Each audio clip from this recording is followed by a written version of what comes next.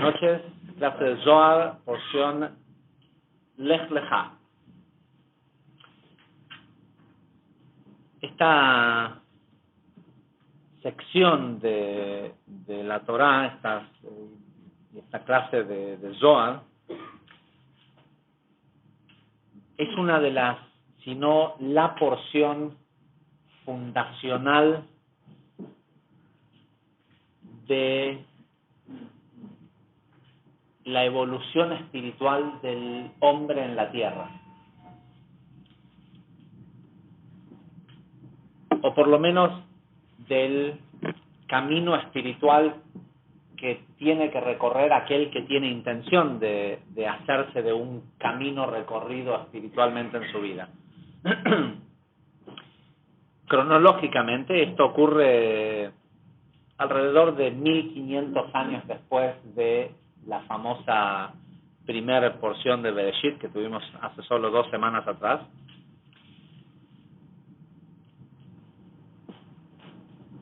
Y la aparición de Abraham en el esquema de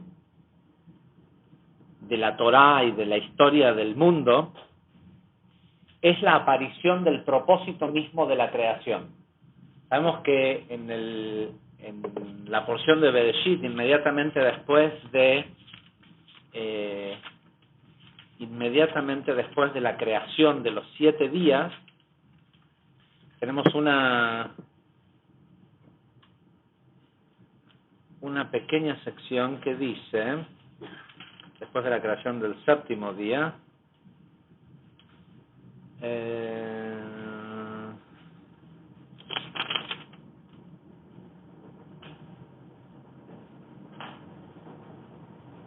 dice, Ele toldot hashamayim be'aretz veivaram bayoma.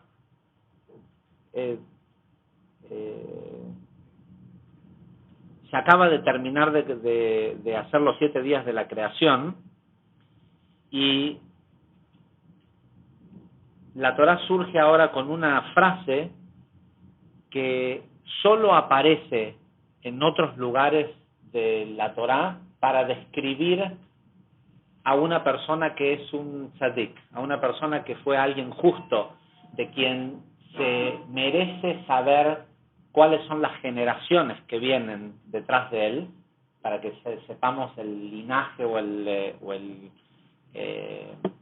árbol genealógico de esa persona. Generalmente siempre la Torá empieza diciendo Be'ele toldot Isaac, estas son las generaciones de Isaac, y nos cuenta quiénes son. Aquí la Torá, después de la creación del mundo, empieza diciéndonos, ¿dónde estaba? El versículo 4 del 2º capítulo de Bereshit, dice, estas son las generaciones de los cielos y la tierra cuando fueron creadas. ¿Sí? En el día en el que Hashem hizo la tierra y los cielos y el otro. La palabra Veivaram, que fueron creados, tiene una letra Hei chiquitita, y las letras de Veivaram son las mismas letras que para Abraham. Y hay una letra Hei chiquitita porque también al principio de la aparición de Abraham en la Torá, Abraham se llama Abram, no se llama Abraham. ¿Sí? Hay una adición más tarde, un cambio en los nombres de Abraham y de Sara, con el agregado de una letra Hei. Y para que no tengamos duda, la Torá en el libro en Bereshit, cuando nos dice, y estas son las generaciones de los cielos y la tierra que fueron creados por Dios, también nos está diciendo que fueron creados de Ibaram, para Abraham. La creación del mundo, del cielo, de los cielos, la tierra, todo lo que leemos en la historia de Bereshit, de Génesis, nos dice la Torá en el mismo libro, en el mismo texto, fueron creados solo para él. De hecho, sabemos que previo a la creación del mundo, en en la creación inmediatamente anterior, que fue la creación de los mundos de Tohu, los mundos de caos, el sistema le permitió a 7 reyes descender 7 niveles de 7 grandes almas, por decirlo de alguna forma, descender a este mundo para enseñar y para esclarecer cómo funcionaba, cuál es el funcionamiento del sistema. Y estos reyes, los reyes que se conoce como los 7 reyes de Edom, y es interesante porque en el momento en el que eso ocurrió, el pueblo de Edom no existía. ¿Sí? Más tarde la Biblia nos habla del pueblo de Edom, que es lo que se conoce hoy en día como Roma, pero en estos mundos anteriores eso no existía ni ningún concepto de la nación de Edom, no había nacido Esab, que fue el padre de Edom, nada de eso había acontecido. Sin embargo, la Torá nos habla de los 7 reyes de Edom como los 7 reyes de los mundos del caos. Y sabemos que hoy en día cuando aparece en los pasajes bíblicos el concepto de Edom, que es lo que se conoce como Roma, o como Edom también quiere decir rojo en hebreo, y de ahí viene el hecho de que el uniforme romano de los romanos era rojo. No se refiere a ese lugar en Italia, sino se refiere a los reinos del caos. ¿Sí? Se refiere al dominio que tiene el materialismo por encima de lo espiritual. ¿Es claro esto? ¿Sí? No estamos hablando de Roma, ni del Vaticano, ni de la religión católica. Estamos hablando específicamente de el dominio del materialismo por encima de lo espiritual.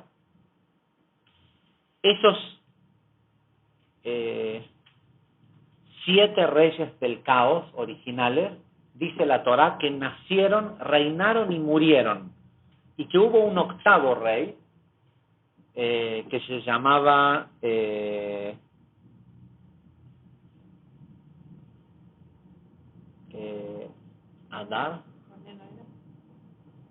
Hadar, ¿sí? Hubo un 8º rey, que en este 8º rey el Creador reconoció un aspecto de Gesed, de misericordia, y de ese rey no se habla de que haya muerto. En ningún lado aparece, en ningún lugar de las Escrituras aparece que ese rey haya muerto.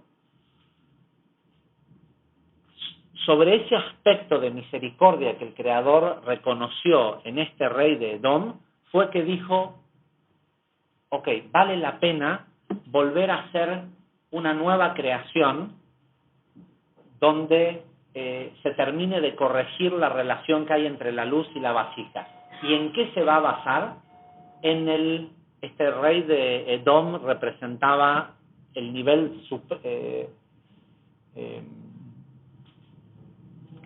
primordial de la misericordia, y la idea fue crear un mundo basado en un primer patriarca, que la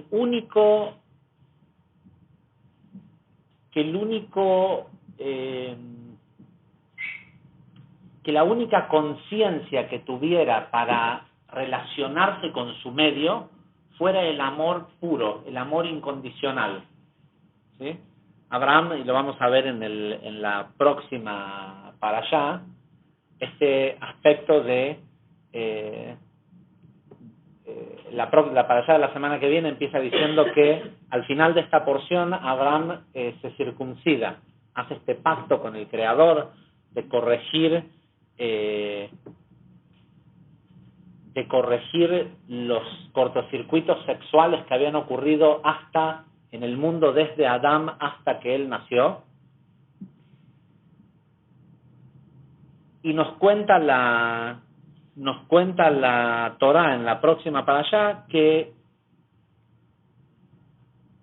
para que Abraham no saliera a atender a la gente, porque Abraham tenía su casa, su tienda donde él vivía, tenemos que tener en cuenta que Abraham en su momento era la persona más rica que vivía económicamente rica, ¿sí? El tipo era, él y Efrón eran las dos personas más ricas del mundo en ese momento. Y él tenía puesto su casa, su tienda de campaña, pegado al camino para poder asistir a los viajeros, para poder atender a la gente que pasara por el camino. Y nos cuenta la Torá que el Creador va al punto de hacer que el clima se ponga tan pesado y que haga tanto calor como para que nadie salga a caminar por el camino, para no ponerlo a Abraham en su convalecencia en el lugar de tener que ir a atender a alguien. Sin embargo, Abraham, en un día de muchísimo más calor, dice, no, a lo mejor lo que pasa es que la gente no viene porque a lo mejor quedaron tirados en el camino por el calor y sale a buscarlos por el camino. Entonces termina Dios teniendo que mandar, según nos cuentan las Escrituras, que mandar 3 ángeles disfrazados de caminantes para que los atienda Abraham, ¿sí? Para complacerlo y que no esté buscando gente tirada por el camino. Esta era la conciencia de esta persona. Fue la primera persona sobre la tierra que su forma de ver la realidad era 100% a través de el amor incondicional. Si bien sabemos que esa no es la forma en la que nosotros debemos de ver el mundo, porque nosotros debemos de ver el mundo desde la perspectiva de Tiferet, ¿sí? No desde Gesed, no desde absoluta misericordia, ni de Geburá, que es absoluto juicio, que ahí es a donde está la mayoría de la gente del mundo, en el lado de Geburá, sino en el balance entre los dos. Pero para el mundo como venía, o las creaciones como venían hasta ese momento, hacía falta, ¿sí? Uno tiene, cuando las cosas están de una forma, hay que irse al otro extremo para lograr un punto medio. Y en base a la conciencia de este hombre que vamos a estudiar en las próximas 3 semanas, el Creador decide que vale la pena crear este mundo. Con lo cual, el trabajo espiritual que nosotros venimos a hacer a este mundo, tiene mucho que ver con la conciencia de Abraham. Porque de alguna forma, el caos que existe en nuestra vida y todo tipo de destrucción que puede haber en nuestra vida son vestigios de los mundos del caos, ¿sí? De la creación previa a este mundo. Cuando apareció la conciencia de Abraham, valió la pena crear un nuevo mundo. ¿Sí? En nuestra vida, cuando hay caos, esas áreas de caos son todavía la existencia de los mundos de los reyes de Edom. Si nosotros podemos mostrar algún aspecto de la conciencia de Abraham en esas áreas de caos en nuestra vida, entonces vale la pena crear un nuevo mundo en ese área de nuestra vida. ¿Se entiende cuál es o sea, tiene un sentido práctico entender el proceso, el camino de Abraham, y tal vez en esta primer parashá es más un aspecto técnico respecto a qué fue lo que sucedió, qué fue lo que generó Abraham en el mundo, pero debemos entender que salir del mundo de caos en el que estamos requiere demostrarle al sistema que la que algún aspecto de este nivel primordial de Gesed existe en nosotros.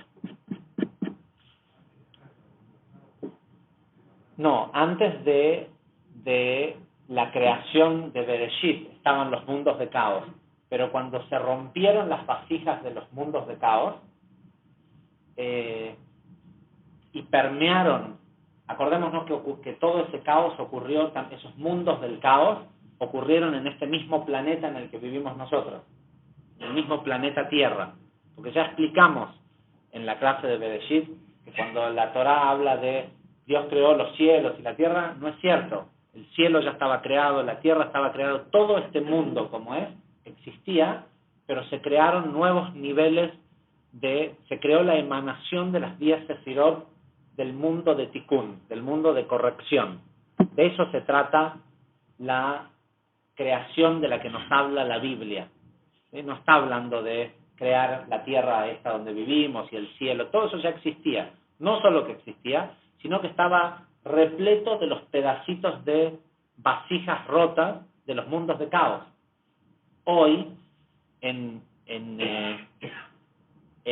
nuestro mundo, los pedacitos rotos de las vasijas de los mundos del caos representan todo aquello que es malo en el mundo. Malo no, y esto lo explicamos varias veces, malo no desde el punto de vista de lo malvado, ¿sí? O lo perverso, o lo que sea, sino específicamente desde el punto de vista de lo egoísta. La diferencia que había entre los mundos del caos y esta nueva creación es que en los mundos del caos no había vinculación, ¿sí? No había yesod. Si se acuerdan el árbol de la vida, está Malhut abajo, y lo que conecta a este mundo físico que es Malhut con lo espiritual es Yesod. Los reyes del caos, estos 7 reyes de Edom y las vasijas de los mundos del caos, que representan muchas personas o muchas almas en ese estado de poca evolución,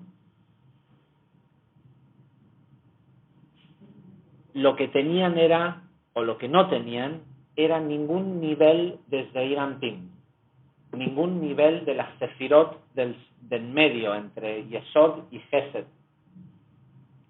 ¿Sí? No tenían vinculación. ¿Qué quiere decir no tener vinculación? No tenían la capacidad de sentir el deseo o la carencia o la angustia de otra persona.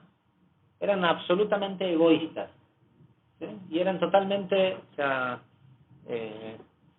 sálvese quien pueda, ¿sí? Cada quien estaba solo en la suya, en procurarse alimento, techo, lo que sea para sí mismo y para nadie más.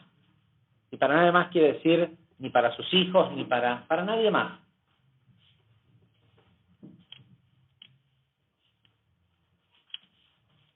La razón por la cual valía la pena crear estos mundos a partir de la sefirá de Gesed es porque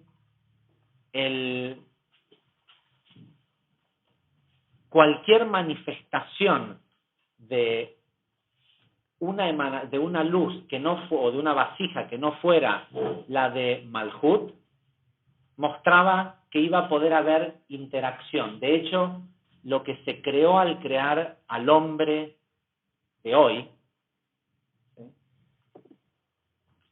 fue crear la capacidad de sentir el deseo del otro. O sea, la diferencia que hay, esto lo hemos dicho varias veces, la diferencia que hay entre el animal y el ser humano es que el ser humano tiene la capacidad de sentir el deseo ajeno.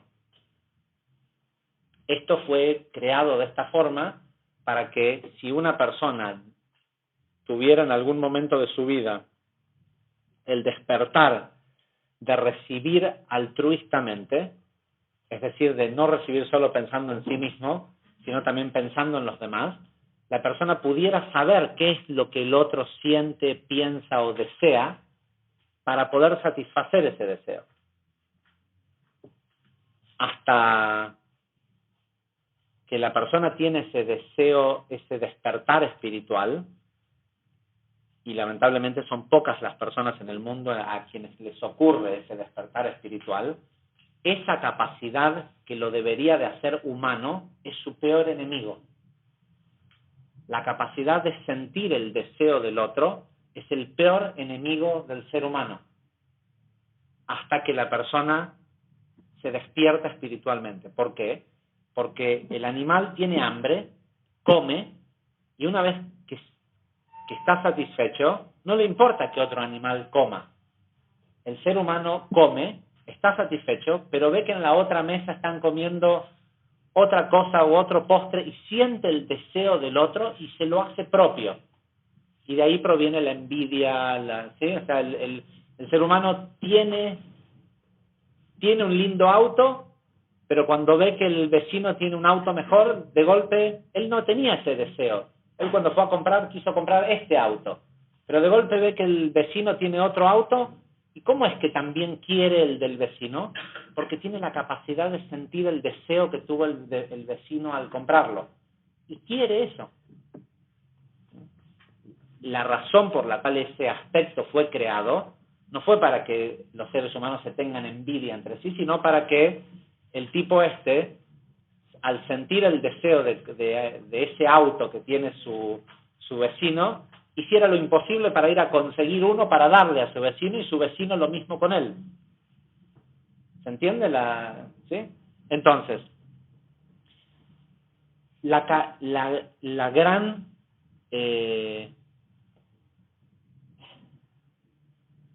diferencia que había entre todas las demás personas que existieron antes de Abraham y Abraham fue esta capacidad de sentir el deseo del otro solo ¿cómo se dice? For the sake of. Con el objetivo de ir a suplir esa demanda, ¿sí? Ir a satisfacer eso que la otra persona quiere. Ahora, para nosotros eso es bastante difícil de pensar que pudiéramos hacer eso. ¿Sí? Es difícil pensar, pero tenemos que también saber que eliminar el caos que nosotros queremos eliminar de nuestra vida, es decir, si el caos se llama falta de salud, falta de dinero, soledad, falta de un compañero, lo que sea que hoy me perturba y hace que mi vida no sea lo que quisiera que fuera, depende de que nosotros podamos activar las características de Abraham para que valga la pena que ese mundo cambie.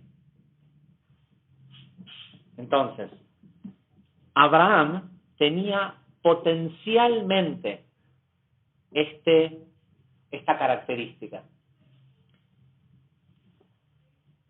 Nosotros también la tenemos potencialmente. ¿Qué tuvo que hacer para desarrollarlo? La porción de esta semana empieza diciendo y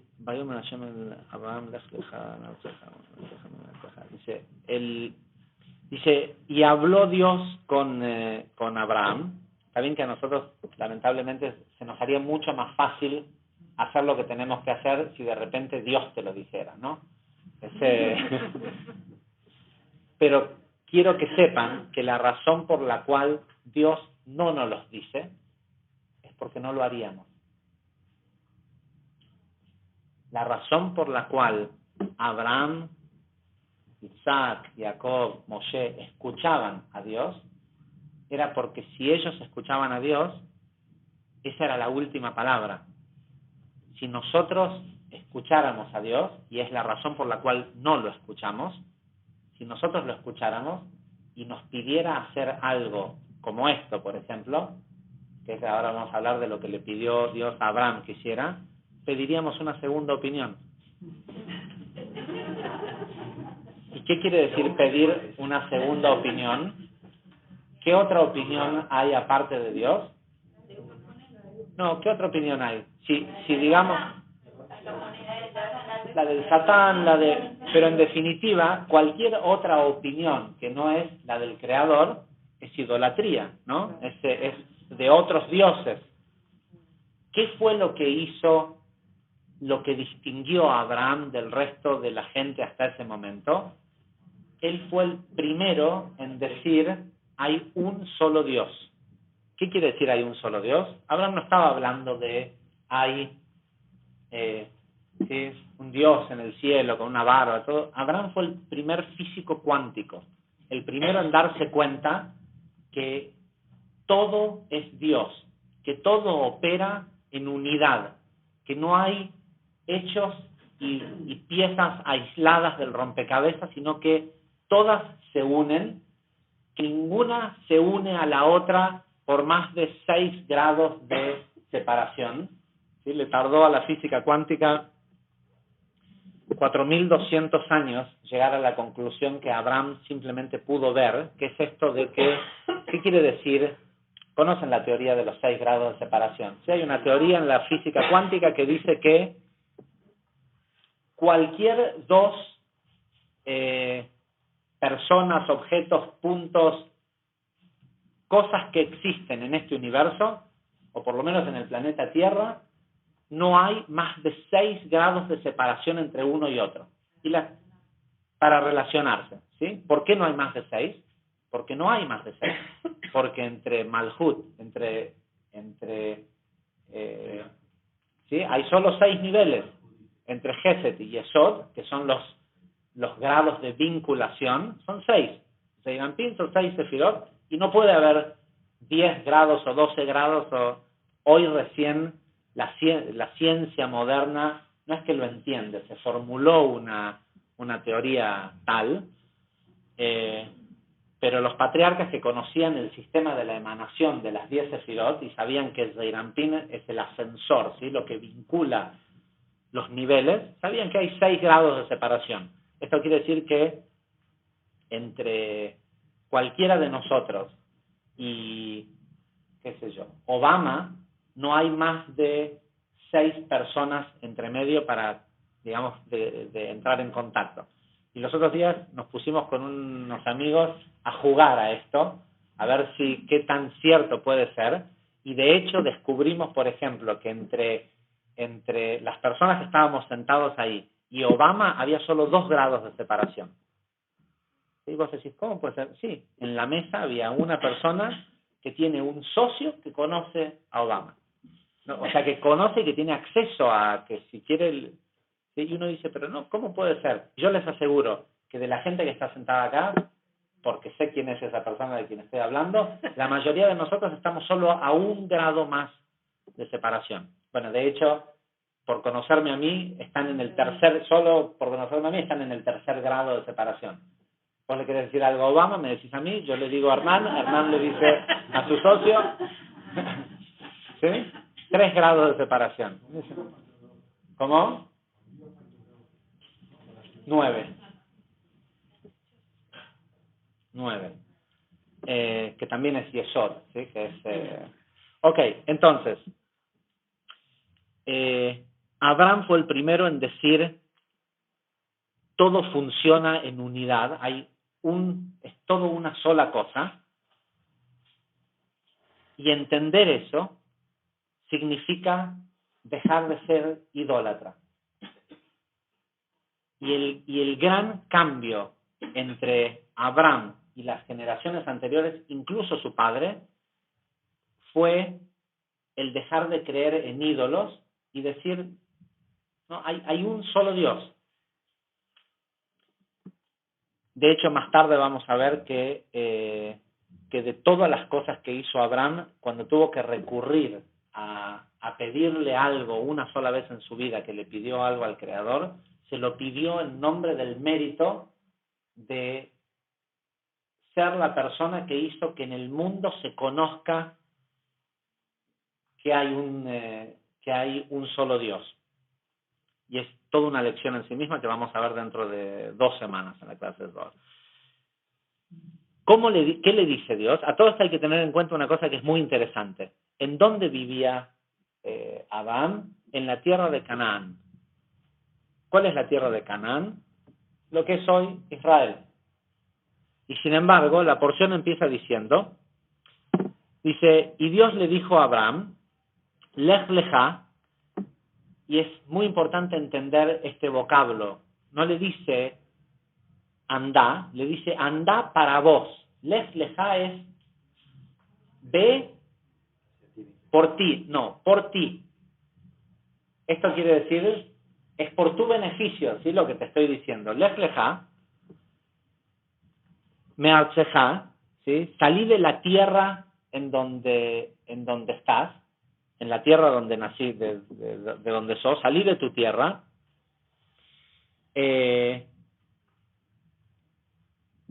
dices, acá voy a la traducción dice, vete para ti, de tu tierra, de tu patria, de la casa de tu padre, a la tierra que yo te voy a mostrar.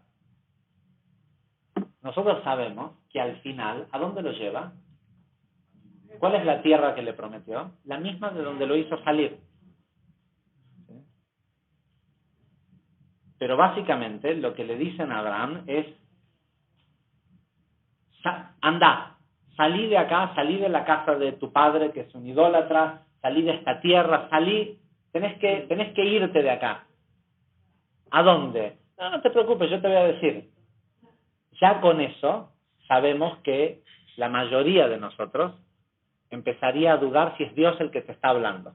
Porque si te dice que tenés que sacar a los chicos de la escuela, que tenés que cancelar el contrato de alquiler, o vender la casa, o alquilar la casa, o dejar todo como está, y que tenés que ir, ¿a dónde? No, yo ya te voy a decir, vos andá, en el camino te voy a decir, ¿cuántos de nosotros lo haríamos? ¿Sí? Seguramente pocos. Y justamente por eso no nos pasa mucho esto de que la luz hable con nosotros y nos diga. Entonces, con eso en mente, vamos a entender primero desde el punto de vista técnico, ¿qué quiere decir salir de tu tierra, de la tierra de tus padres, de la casa de tu padre, hacia la tierra donde yo te voy a mostrar? El Ari nos recuerda que entre el momento de la creación del mundo y hasta la destrucción del segundo templo, el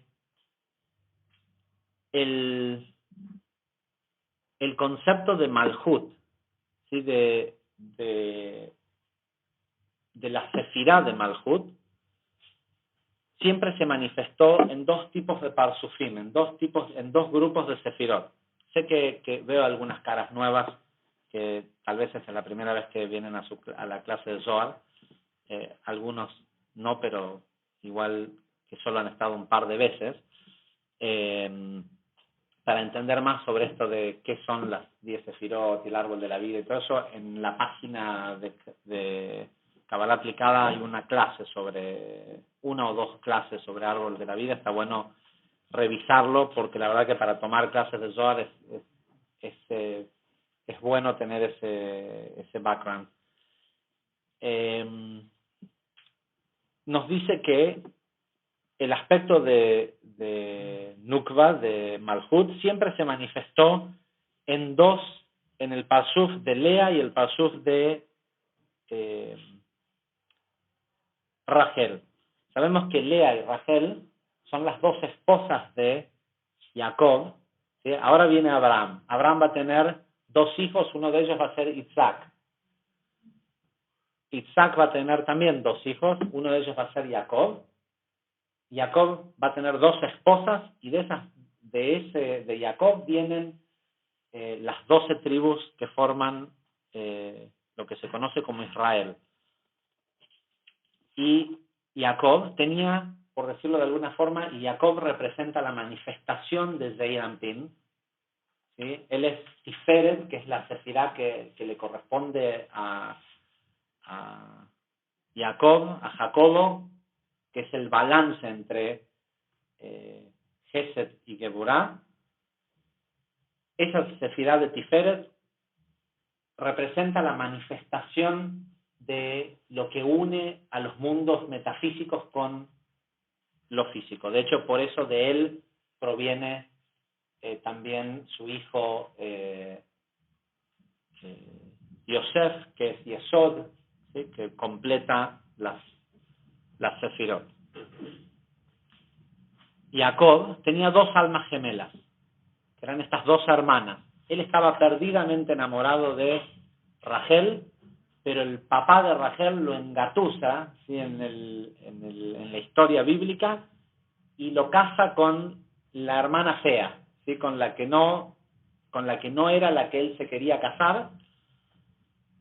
Pero eventualmente, cuando él crece espiritualmente, se da cuenta que no solo que cuando él crece espiritualmente, su esposa Rachel, la que era físicamente la más atractiva y la que él supuestamente más quería desde lo físico, también muere, y finalmente cuando él deja de ser Jacobo y se convierte en Israel, se da cuenta que Lea, esta otra esposa, es realmente su alma gemela, pero en este nivel mucho más elevado, que él no podía ver anteriormente porque no estaba todavía en ese nivel de...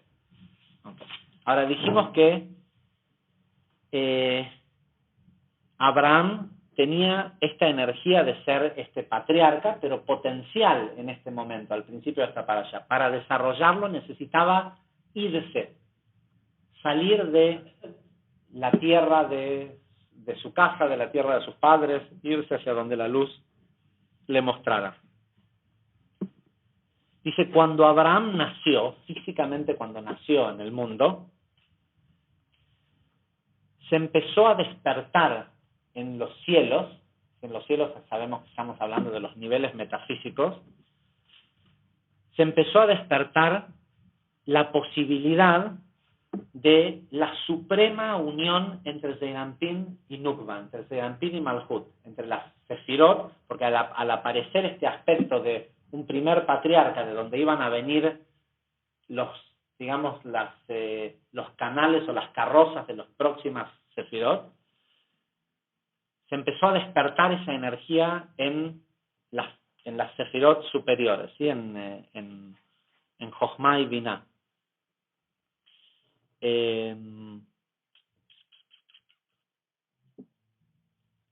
También entra todo en una tecnicalidad para demostrarnos cómo Abraham también contiene dentro de su nombre el nivel de Yesod y de Malhut, y todo está comprendido en él, porque como él es la semilla de Zeirampin, ¿sí? de las 7 sefirot de abajo, todo también está en él.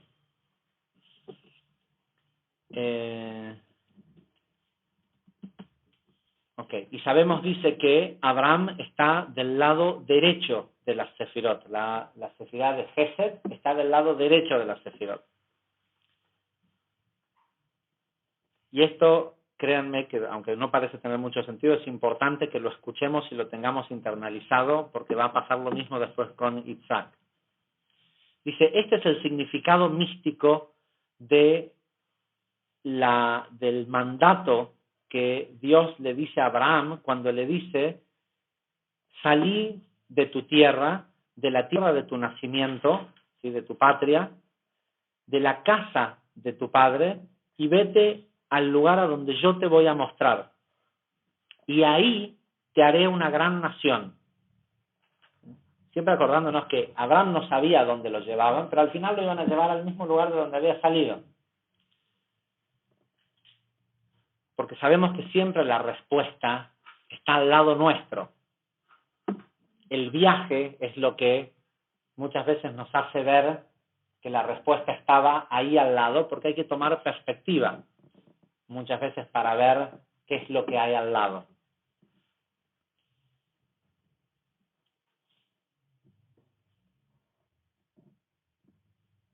Dice, no fue hasta que la mentalidad hasta que se empezó a despertar este concepto de que se podían unir Zeirampin y Malhut en este mundo, porque acuérdense que en el mundo del 99% la luz y la vasija ya habían estado juntas y en realidad es como que si estuvieran juntos todo el tiempo, porque como no existe el tiempo, ¿sí? Incluso la unión final entre la luz y la vasija existe. Dice, pero en este momento, cuando nació Abraham, se empezó a despertar el Parsuf de Lea, ¿sí? Este aspecto de Malhut en los mundos superiores y el aspecto de Malhut de Rachel en los inferiores.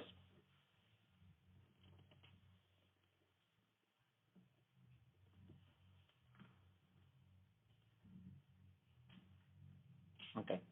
Y de alguna forma, las generaciones hasta ese momento solo podían conectar con el Malhut de Rachel, con el Malhut de...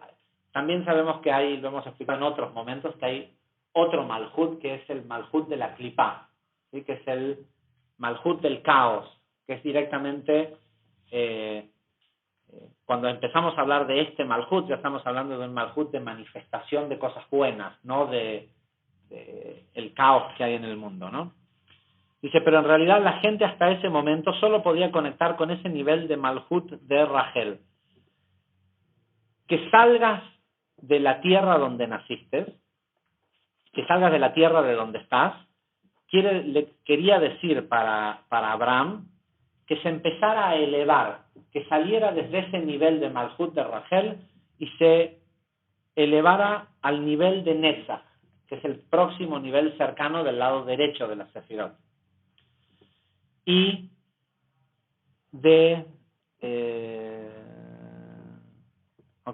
y que salgas de el lugar donde naciste, o sea, de tu patria, se refería a que ascendiera al nivel de Gesed. ¿Sí? De alguna forma le estaban diciendo, tenés que dejar de ser niño espiritualmente y empezar a crecer, empezar a soltar esos lazos para transitar un camino. El primero te va a llevar a Netzach, ¿sí? Que es salir del lugar en donde estás. Salir de la tierra de donde naciste significa entrar en el nivel de Gesed.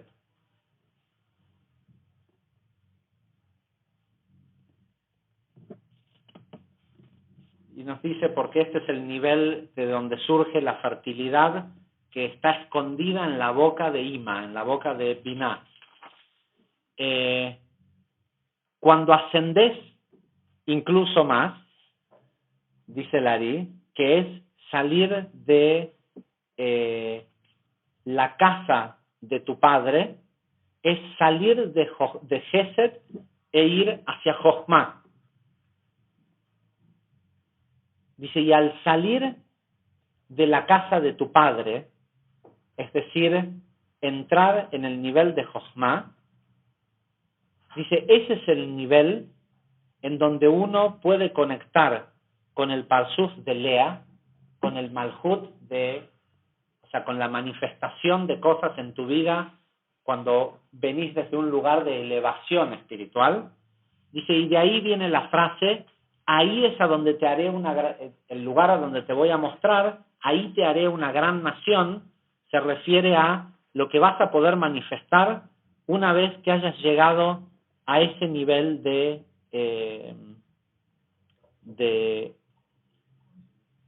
Jochma.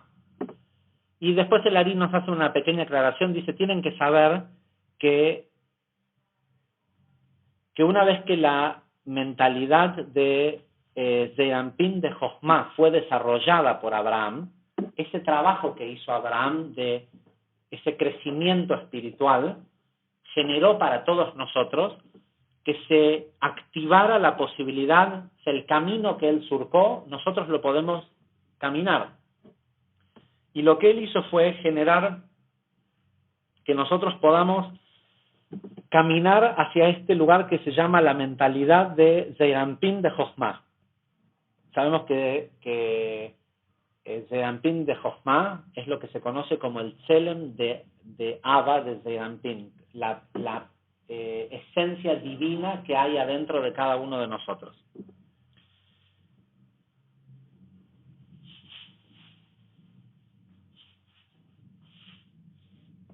Dice, porque en ese lugar, ahí está la tierra que solo la luz te puede mostrar.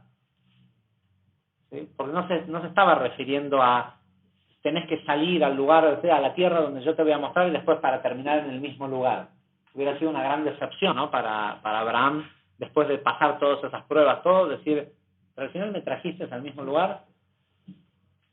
Sí, era el mismo lugar físico, pero no desde el mismo lugar intelectual.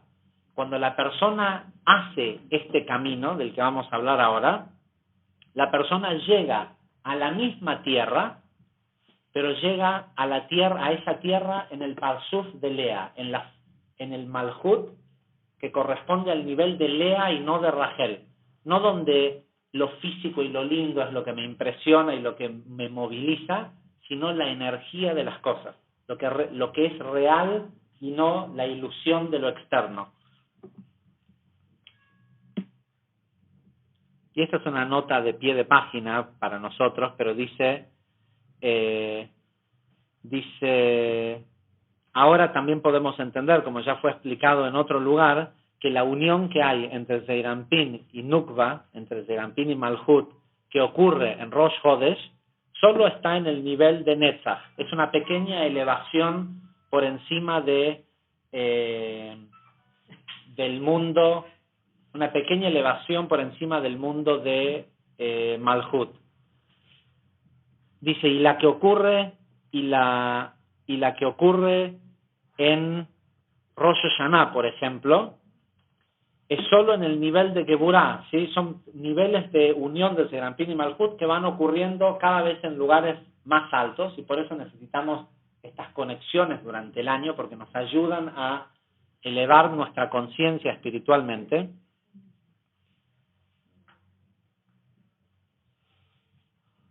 ¿Sí? Dice, pero ninguna de estas conexiones que nosotros hacemos en el año se compara con el trabajo que Abraham hizo para nosotros, que fue abrir la puerta de la unión entre Zeirampin y Malhut en el cerebro de Jochma. Esta es la expresión que utiliza, y es algo que se ve mucho, que se llama Mojín de Jochma, ¿sí? En el cerebro de Jochma.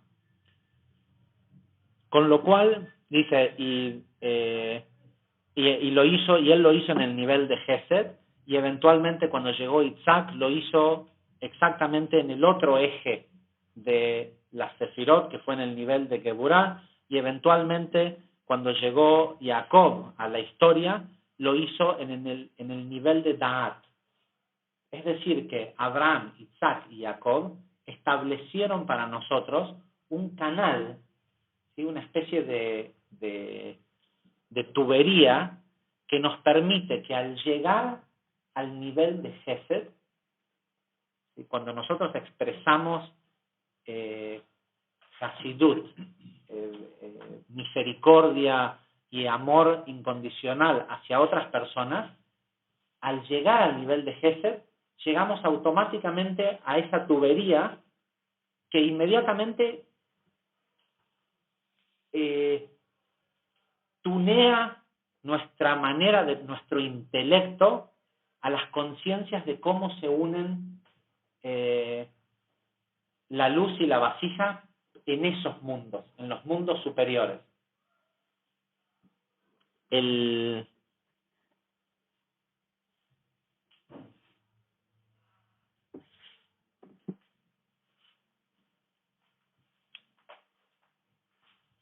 Es difícil explicar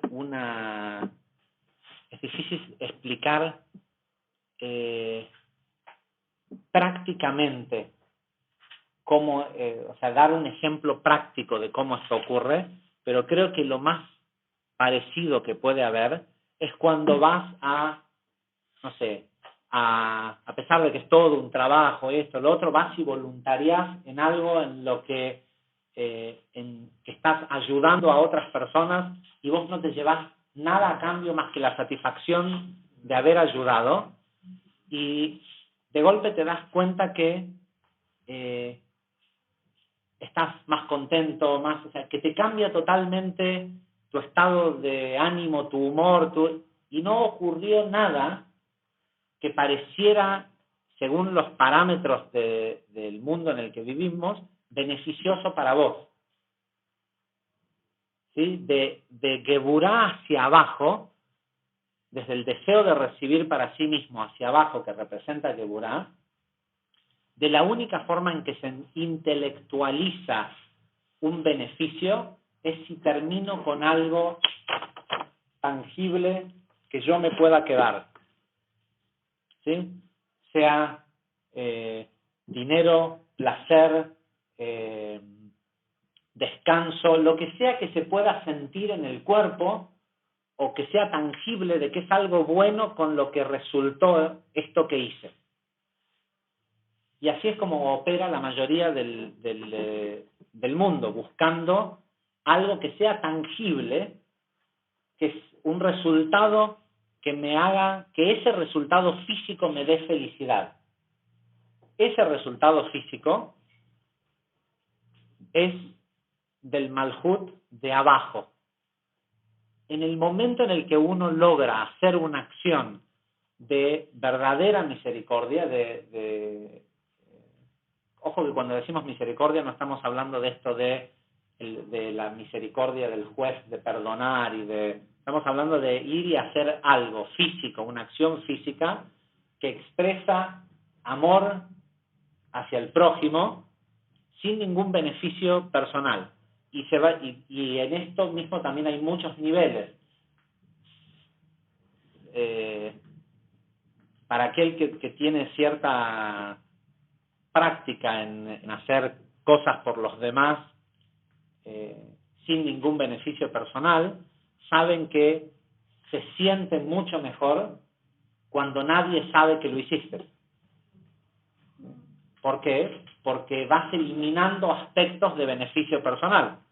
Porque en el momento en el que, y ojo, que lo que generalmente se activa en ese momento es un tipo de ego, ¿sí? Que es el tipo de ego que dice, mirá, y pensar que esto grandioso lo hice yo y nadie sabe. ¿Sí? Pero sin embargo, a pesar de que todavía es un nivel a ser corregido, ¿sí? Que es el de lograr hacer esa misma acción y que el efecto que tenga en vos te produzca humildad. ¿Sí? Sabemos que en todas esas escalas, cuanto menos beneficio personal tiene, más satisfacción da. Y es totalmente ilógico. Por lo menos ilógico. Es ilógico a lo que la gente espera de las cosas. ¿Por qué? Porque nos conecta con esta capacidad de ver desde otro punto de vista. Ahora, ¿cómo se hace? Es necesario, y esta para allá tiene mucho,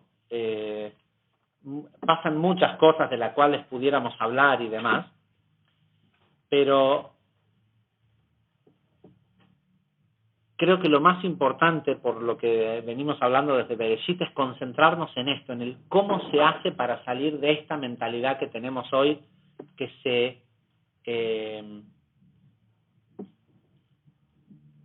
se enfoca en que lo bueno es lo que el físico acepta como placentero y lo malo es lo que cuesta, porque no creo que haya sido fácil para Abraham, que estaba casado, o sea, no creo que sea fácil que te digan de un día para el otro, múdate. ¿Sí? Yo lo he hecho un par de veces, no de un día para el otro, pero de una semana para la otra, y no es, o sea, de una semana para la otra en este sentido de ir a vivir a otro país, ¿no? Y requiere no solo de un temple, de una fortaleza, sino de estar dispuesto a esto de ir a lo desconocido, es una cosa que es muy difícil de aceptar.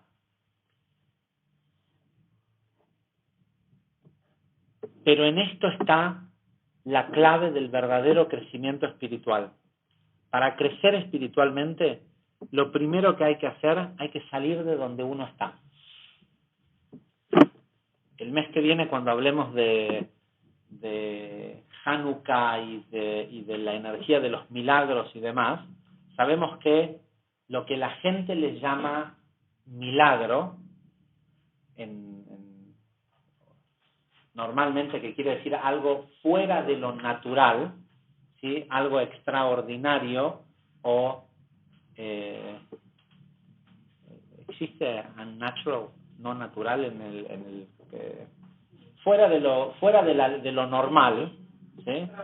Extraordinario, ¿sí? Eso que nosotros le llamamos un milagro, en hebreo se llama nes. Nes viene de lanús, escaparse, ¿sí? Es salir de. Si vos, y es esto que decimos siempre, querés cambios en tu vida, no sigas haciendo siempre lo mismo.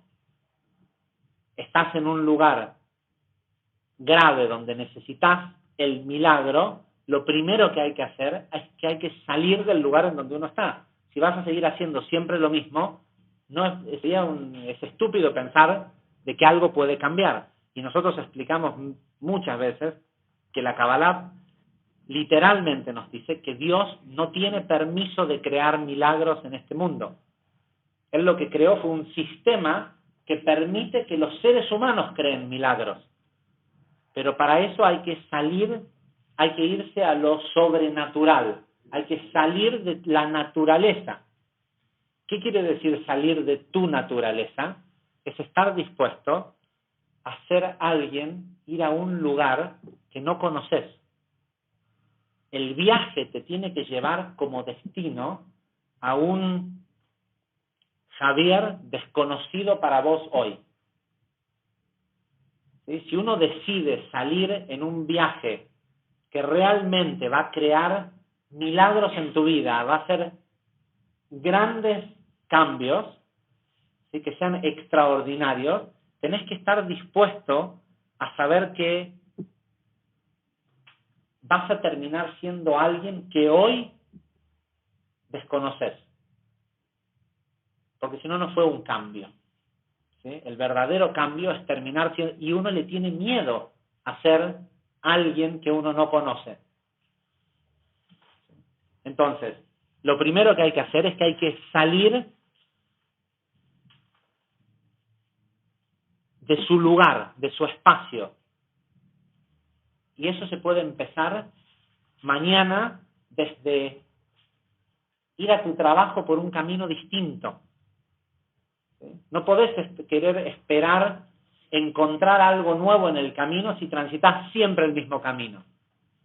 Entonces, empezar a dejar de ser, nosotros no nos damos cuenta, pero en búsqueda de comodidad, la mayor parte de nuestra vida es robótica. ¿Sí? Establecemos formas de hacer las cosas, métodos y esto y lo otro que nos convierten que nos permiten hacer todo en piloto automático. Entonces, ¿querés nuevos caminos? Empezá a transitar nuevos caminos. ¿Sí? Ayer he hablado con una persona y estábamos hablando de el nuevo hombre, ¿no? De la nueva humanidad. Y dice, bueno, pero Dios nos creó así, esto, lo otro. Y le digo, para un cachito. ¿Cuánto hace que Dios no crea un ser humano? Esta humanidad en la que nosotros vivimos, hace ya 5.000 años que los únicos que hemos creado y educado nuevos hombres hemos sido nosotros. ¿Sí? ¿Cuánto hace que Dios nos da una clase de cómo ser como humanos? ¿Cuánto hace que Dios nos genera un hombre nuevo en el mundo? 5.000 años, 5.773 años. No podemos decir la humanidad que Dios creó. Los últimos 5.000 años de seres humanos los hemos creado nosotros y los hemos educado nosotros. Si no le podemos echar la culpa a otro de cómo es la humanidad que tenemos. Esta es la humanidad que nosotros concebimos y que nosotros educamos. Entonces, desde mañana hay que empezar a, si uno quiere una humanidad distinta o un destino distinto, por lo menos para nuestras vidas, olvidémonos del mundo global, hay que empezar a dejar los espacios de comodidad. Después, hay que salir de tu patria. Sabemos que hay 3 aspectos que hacen a la corrección de un ser humano. El tipo de alma que los padres, o sea, cada uno de nosotros está compuesto de 3 factores fundamentales que hacen a el potencial o a la corrección que vinimos a hacer. El alma que nuestros padres con su conciencia en el momento de la concepción trajeron,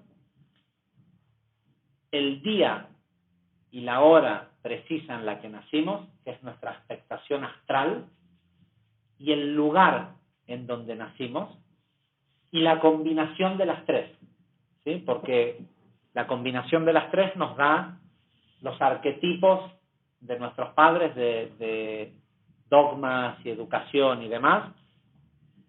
La expectación astral nos da el cómo nos vamos a comportar respecto a esos arquetipos y esos dogmas y a esa educación, y el lugar en donde nacimos nos va a dar la idiosincrasia, ¿sí? Hoy tuve una reunión con una gente preparándonos para una reunión que vamos a tener con una persona que viene de un país en donde la mayoría de lo que nosotros hacemos o decimos en una reunión es casi como un crimen, ¿sí? ¿Por qué? Porque somos argentinos y con una persona de los Países Bajos somos totalmente... ¿sí? Todo el tema de discusión pasaba porque nadie se le vaya a ocurrir insinuar que esta persona que nos va a hacer un favor puede querer llegar a tener algún beneficio económico de eso que va a hacer. ¿Sí? Lo típico que hace un argentino es preguntarle a alguien, ¿y vos cuánto querés por hacer esto que vas a hacer? ¿Sí? Y era instruir a la gente que va a estar en la reunión que ni se te ocurra ir por ahí, porque el tipo se para y se va y no lo ves nunca más. Entonces, ¿cómo puede ser que una persona haga eso? ¿No está ahí por un beneficio personal? Sí, pero su beneficio personal puede no ser el dinero. ¿Se entiende? No se entiende porque somos argentinos. O por lo menos es difícil de entender. Tenemos imaginación. Entonces, todo esto hace a lo que nosotros somos. Entonces, salir de la tierra en donde naciste es dejar de utilizar la excusa y bueno, somos argentinos. Pero si ya sabes algo mejor, si ya viajaste y viste un lugar que te pareció mejor y viste que la gente se comportaba de otra forma, ¿por qué? ¿Por qué los argentinos cuando vamos a Punta del Este bajamos de buquebús y no tocamos bocina, no dejamos que pase el peatón primero, esto, y volvemos a subir el auto a buquebús y cuando llegamos acá, antes de que abran la puerta del buque, están todos tocando bocina para que los dejen salir? Porque somos muy versátiles y nos adaptamos. Pero, ¿y qué decimos cuando volvemos? Qué lindo, qué es Uruguay, qué ordenado, cómo es la gente. Si fuiste, si viste, si sabes cómo se hace, porque probaste si lo supiste hacer, ¿por qué no probaste hacerlo acá? ¿Sí? Tal vez si muchos... ¿Qué cosa? No es cierto que no funciona. Creemos que no funciona. Si todos hacemos lo mismo, sí funciona. Y ni siquiera hace falta que todos. Yo lo pruebo, yo todas las mañanas tomo el colectivo con mi hijo para llevarlo a la escuela y generalmente porque salimos en una hora siempre más o menos a la misma hora, hay 2 o 3 colectiveros que veo todas las mañanas. Y cuando vos subís al colectivo y le decís buen día al señor y le pedís por favor que te dé un boleto de tanto, del otro, lo que sea, solo la primera vez te mira y te dice, ¿y este loco por qué me dice buen día? al segundo día también te dice buen día. Y cada vez que vos subís y le decís buen día, hay otras personas que miran. Dice, ¿cómo le dice buen día? Si ese señor es un animal que maneja colectivos, no es un ser humano. Pero es cierto, pero cualquier otra persona que sube al colectivo y no le dice buen día al señor que lo va a llevar, estás de alguna forma tratándolo como si fuera un animal que no... O cuando te cruzas con tus vecinos en el edificio no le decís buen día. ¿Sí? ¿Cuál es la diferencia entre tu vecino en el edificio y el colectivero? Probá y vas a ver que a la segunda vez te responde buen día y hay que ver cómo le cambia la cara al tipo de que alguien le diga buen día. Ya después no puedes frenar y decir, bueno, ¿qué me importa si este tipo se cae cuando freno? ¿Sí? No, porque es el tipo que le dice buen día, ¿entendés? O sea, ya se sentiría mal si vos te golpeás en el colectivo. Pero no es... Bueno. Entonces, número 2, empezar proactivamente a dejar lo que conocemos como malas costumbres, porque ya lo sabemos, porque lo hemos visto en otros lugares, que no son buenas costumbres y no ganas nada con decir, bueno, somos argentinos. Pero lo más importante aún es salir de la casa de tu padre, que en este caso significa 2 cosas. Uno es aprender a distinguir lo bueno de la educación que te dieron tus padres, pero también distinguir que la razón por la cual tus padres te enseñaron cosas que no son tan buenas es porque son parte del desafío que viniste a corregir. No es para que le eches la culpa a tus padres, porque ¿por qué naciste en un cierto signo del zodíaco? Para poder decir, y bueno, ¿qué le voy a hacer si soy Escorpio? ¿Qué le voy a hacer si soy Virgo? No, naciste con esas características negativas de cada uno de los signos, porque es lo que tenías que corregir de vidas pasadas. El tipo que juzgaba todo el tiempo tiene que nacer en Virgo para tener la tendencia de juzgar todo el tiempo y poder hacer restricción y no hacerlo. Si no tuviera la tendencia innata de hacerlo, no estaría corrigiendo nada. Entonces, nacer en Virgo es lo mejor que le puede pasar, no para excusarse de esas características en su signo, sino para saber exactamente qué es lo que vino a corregir. Tenemos la gran virtud de que aquello que conocer las características de tu signo es una forma de saber qué viniste a hacer a este mundo, qué viniste a corregir.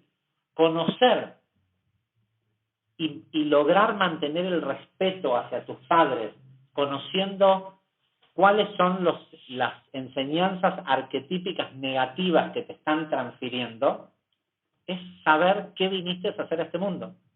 Porque en realidad, para crecer espiritualmente, viniste a este signo del zodíaco para irte de ahí.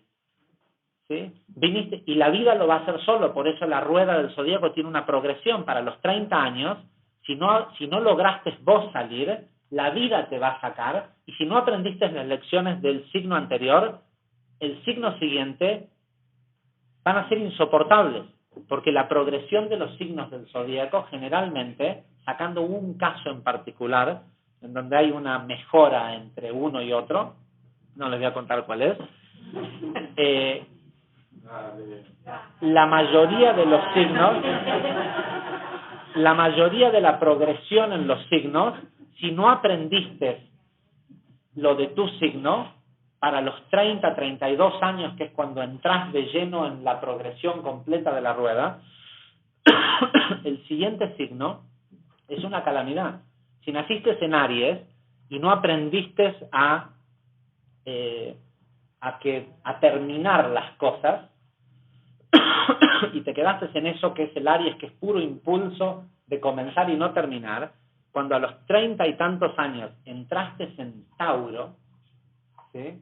Que es el sentarse y la comodidad y esto y lo otro, sonaste para cuando te llega la próxima progresión, tenés 60 años y el ariano a los 60 años dice, ¿y ahora qué puedo hacer?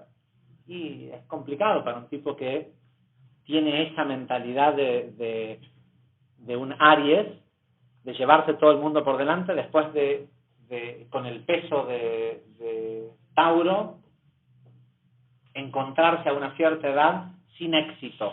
Porque puede pasar y así es con la mayoría de los signos. Nosotros vinimos a ese signo del zodíaco para irnos de ese lugar. Nosotros vinimos a un país para irnos de ese país. No hace falta que te vayas físicamente, porque a Abraham lo volvieron a llevar al mismo lugar al final. Terminó viviendo en el mismo lugar, pero tuvo que hacer el recorrido de salir y ver cómo era el mundo para poder vivir en el mismo lugar sin esos arquetipos. Y viniste a esos padres para irse de ahí. ¿Sí? De hecho, el Zohar dice que la persona nace con padres biológicos y a una cierta edad tiene que sentirse huérfano de esos padres y salir a buscar un padre nuevo. ¿Sí? Salir a buscar un maestro espiritual que lo lleve a un lugar distinto a donde lo pueden llevar sus propios padres. ¿Sí?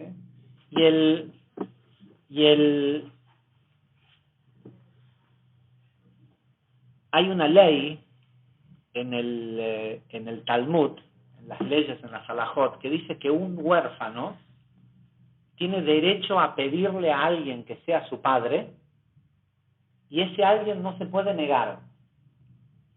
¿Sí? Es decir, que cuando una persona puede irse de esos arquetipos, de esa programación que trae de la infancia, de sus padres, de su tierra, ¿no?, puede elegir el maestro que sea. ¿Se entiende esto? O sea, cuando la persona sale, puede decir, ¿sabes qué? Yo quiero que vos seas mi padre, y esa otra persona no puede negarse. Y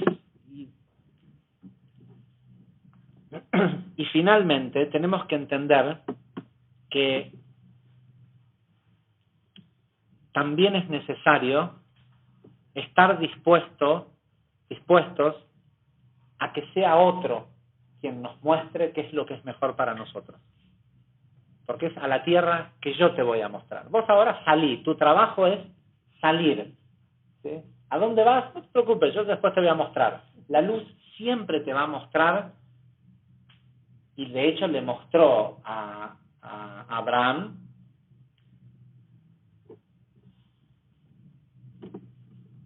el lugar físico en el mundo en donde existe la energía de Malhut. ¿Sí? El verdadero lugar de manifestación. Sabemos que este lugar, esta tierra de Canaán, de donde él venía y donde terminó viviendo al final, donde terminó siendo esa tierra prometida para él, es el lugar en donde los mundos metafísicos se unen con el mundo físico. Por eso es que eventualmente en ese mismo lugar se hizo el templo de Jerusalén. No es que Israel es un lugar sagrado porque esos lugares, porque el templo existió, ¿sí? Es totalmente al revés. Ese lugar es el punto de conexión entre lo metafísico y lo físico. La energía que nutre al mundo entra en el nivel de Malhut, entra en la ciudad de Jerusalén, y en el nivel de Yesod entra en la ciudad de Shem, ¿sí? En estos dos lugares. Y por eso es que ahí se construyó el templo, y por eso es que, ¿sí?, no es al revés. No hay una devoción por el lugar por haber sido un lugar donde hubo algo histórico. Y por eso es que a través de los tiempos todos los grandes imperios del mundo han tratado de conquistar Jerusalén. Y por eso es que a través de los tiempos cada gran imperio del mundo que conquistó Jerusalén, ese fue el fin del imperio.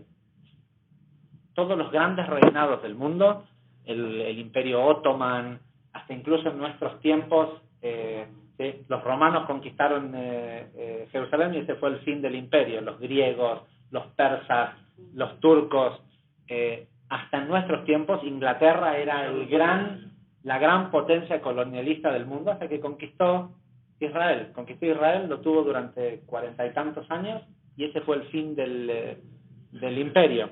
¿Por qué? porque esa tierra no le pertenece a nadie. No es un lugar para hacer, vos no podés conquistar la conexión entre Zeranpin y Malhut, vos podés solo hacerte merecedor de tener afinidad con eso. ¿Qué hora es? Tenemos que ir.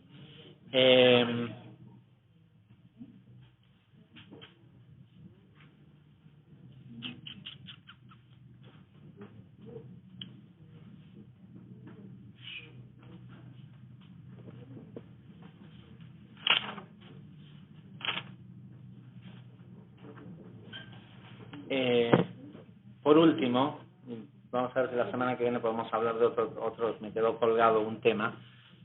Por último, la gran diferencia entre lo que generó que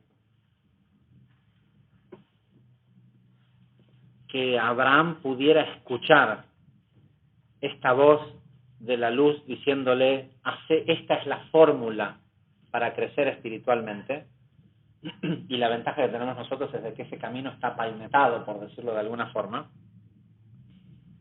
Abraham fue el primero en dejar la idolatría.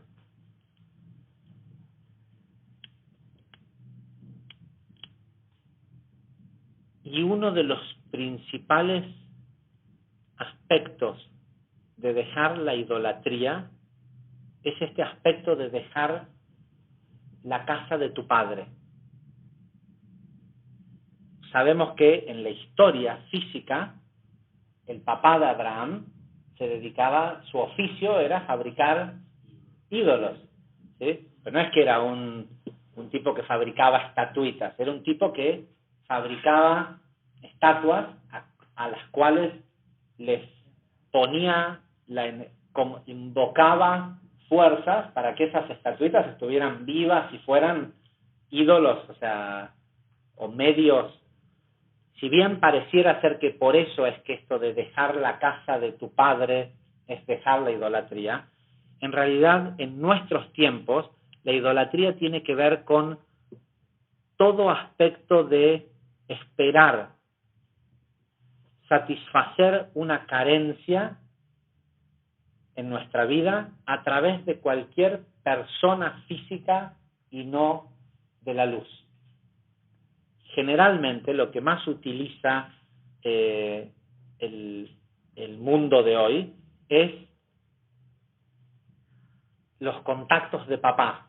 ¿Pero qué quiere decir con esto? Papá puede ser tu padre biológico o puede ser el puesto que tenés en una empresa y la conexión que tenés con el gerente o el dueño o lo que sea, o tus conexiones políticas, y en el momento en que la persona empieza a buscar que eso que necesita, que quiere que ocurra en su vida, dependa de una persona de rango superior,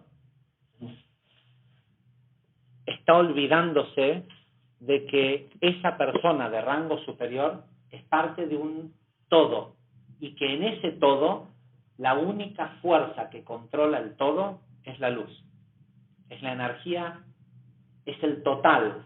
Que si vos pensás de que te hace falta hacerle la barba a tu jefe para que te dé el aumento, tu jefe puede, nosotros sabemos que las personas no piensan, sino que reciben pensamientos y con la conciencia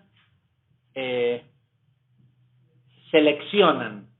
No sé por qué se me vino la imagen de se me vino la imagen de Rogelio Roldán a la mente, pidiéndole a su jefe que le dé la gerencia. ¿Se acuerdan de Rogelio Roldán?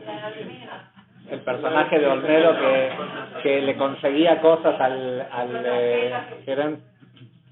¿Sí? Y el gerente nunca le daba el puesto, por más que él hacía todo lo que... ¿Por qué? Porque la verdad es que solo requiere de un pensamiento para que una persona diga, este tipo se merece el aumento o el puesto y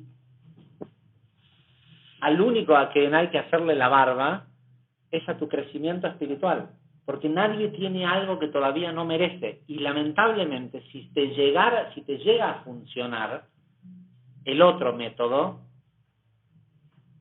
tiene su precio. ¿Sí? ¿Se entiende por qué? O sea, porque el logro forzado, no estamos hablando de hacer el esfuerzo que implica crecimiento para mostrar que tenés, digamos, crear vasija, lo que llamamos en Kabbalah. Siempre se requiere de salir de un lugar para querer estar en un lugar mejor. Hasta que no salís de vos mismos y creás y demostrás que hay una vasija para recibir más luz, no te van a dar más sueldo o más categoría o lo que sea.